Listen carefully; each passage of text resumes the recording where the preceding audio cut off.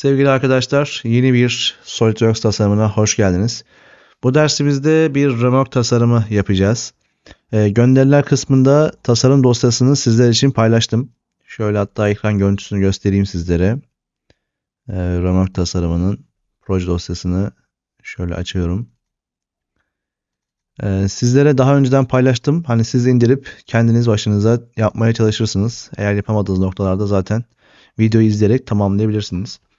Bakın bu şekilde bütün teknik resimlerini sizler için paylaştım. CAD dosyasını, hazır malzeme gruplarını paylaştım.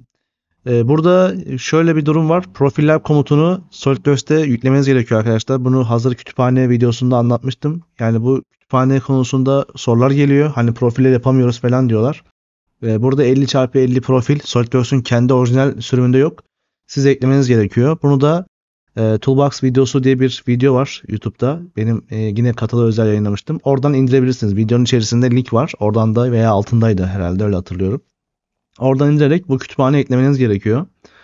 Bunun dışında zaten diğer malzemeleri kendimiz çiziyoruz.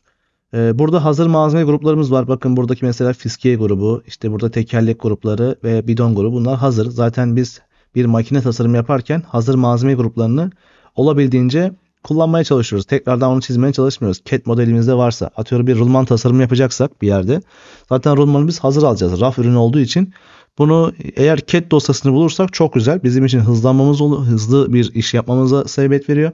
Eğer bulamazsak oturacağız, kendimiz çizmeye çalışacağız.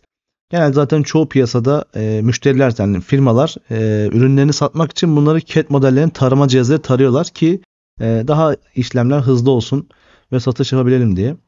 Bu şekilde bu tasarımı beraber yapacağız. Güzel bir video olacak. Bundan sonraki videomuz bir tane silo tasarımı olacak arkadaşlar. Silo hacmi ve silo tasarımları, silo imalat resimleri nasıl hazır gibi bir tasarım düşünüyorum. Bu hafta ikisini yükleyeceğim. Ondan sonraki projelerimizde bakacağız. Sırayla devam edeceğiz. Bu şekilde sizlere olabildiğince en iyi tasarımları hazırlamaya çalışacağım. Şimdi tasarıma başlayalım. İlk videomuzda, ilk part tasarımımızda tasarımı başlayalım. Daha sonradan montaj kısmıyla devam edelim.